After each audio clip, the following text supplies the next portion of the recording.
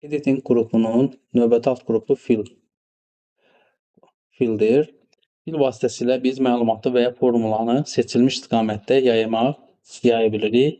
Yəni bir xananın dəyərini və ya formulasını yandakı xanalara sürətlə köçürdə bilirik. Əlavə olaraq da biz hər hansısa bir diapazonda müəyyən bir ədədlər və yaxud da deyək ki, tarix olsun, məlumatları ardıcıl olaraq doldura bilirik. Digər bu series vasitəsilə və yaxud da flash fil. İndi isə biz burada oxu toxunduğumuz zaman açılan ox işarələrini görürük. Hansı ki, burada down, right, up, left, İngiliscədən bildiyimiz kimi aşağı, sağa, yuxarı, sola istiqamətdə köçürmələri edə bilərik. Məsəl üçün, sum funksiyası olan xananın sağ tərəfində biz boş xananı seçdiyimiz halda right toxunduğumuz halda right toxunuruq. Gördüyünüz kimi yanında da işarə qeyd olunur ki, Ctrl+R vasitəsilə bunu həyata keçirdə bilərik. Toxunduğumuz zaman bizə sum funksiyasını vermiş olur. Bura köçürmüş olur. Hansı ki, burada 0 göstərir. Biz yuxarı hissədə hansısa bir rəqəmlər qeyd etsək, görürük ki, funksiya qeyd olunmuş olur. Və yaxud da biz diapazon seçib right-i seçdiyimiz zaman gördüyünüz kimi yuxarıda ədədin, yəni xananın daxilində olan məlumatı olduğu kimi köçürdür.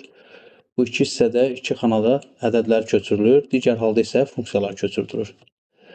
Və yaxud da biz yüzün aşağı hissəsində yerləşən aşağı xananı seçib, down'u seçdik və burada yenə funksiya formasını verdi və bundan yuxarı olan ədədləri hesabladı.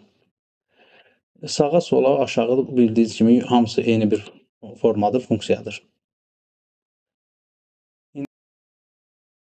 Fil alt qrupunun növbəti seçimi fil seriyesidir.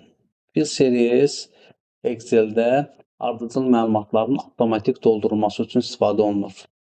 Misal üçün deyək ki, biz biraz əvvəl 1-dən 20-yə qədər 2-2 artan ədədləri bu funksiya ilə və yaxud da bu seçimlə etdik. İndi isə biz 1-dən deyək ki, 30-a qədər. Burada gördüyünüz rows sətr boyu, kolum isə sütun boyu seçim avtomatik doldurmanı həyata keçirmək üçün seçilir. Liner artım, yəni toplama ilə, cross isə həndəsə olaraq, yəni vurulma ilə artır. İlk olaraq biz toplama ilə seçək, artım ilə qeyd eləyək. Seçirik və burada step value olaraq, yəni hər addım ədədini seçirik 3 və son həddi seçirik 30. Harada dayansın? 30 ədədində dayansın. Seçdiyimiz zaman görürük ki, 1, 4, 7, 10, yəni necə hər dəfə 3 ədədi artırmaqla sıranı doldurmuş oldu. Digər variantda biz series vasitəsilə cross, yəni vurma ilə əlavə edə bilərik. Bu səfər biz tutaq ki, 4-ü seçirik və 600 ədədini seçək, görək nəticə nə verir. Gördüyünüz kimi, həndəsi formada, yəni vurma ilə 1-i 4-ə vurdu, 4-ü 4-ə vurdu, 16-nı 4-ə vurdu, 64-ü 4-ə vuraraq növbəti etapda 600-ə qədər seçir. Yəni bunu da 4-ə vursa, deyək ki, bunu da 4-ə vursa, vursun 4, bu zaman 1024 edir. Biz də sərhədi 600 seçdiyimiz üçün növbəti etapa 1024-ü seçmir.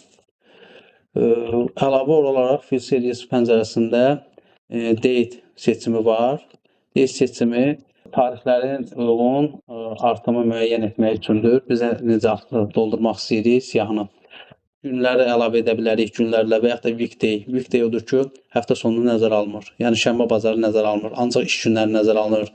Month odur ki, aylar artımı edir. Aya seçdiyimiz step value vasitəsilə 1 ay və yaxud da 2 ay artım edir. Year isə illərə. Növbəti seçim autofilldir. Autofill nədir? Autofill budur ki, biz misal üçün seçirik 1, 8, deyək ki, 15. Bu zaman biz series pəncərəsini açıb, autofill seçdiyimiz zaman Excel müəyyən edir ki, bizim sıralamamız hansı gedişat var və hansı gedişatdan da onu davam etdirmək lazımdır. Gördüyünüz kimi 8, 15, 22 hər addımda 7 əlavə edərək, 7 ədədini əlavə edərək sıranı doldurur. və seçdiyimiz diapazona uyğun olaraq. Pəncərədə əlavə olaraq dediyimiz kimi step value odur ki, hansı ədədlə biz artım edəcəyik və yaxud da vurmanı artıracağıq. Stop value odur ki, harda dayanacaq, hansı ədəd aralığında və yaxud da hansı tarixə qədər əməliyyatı həyata keçirmiş olacaq.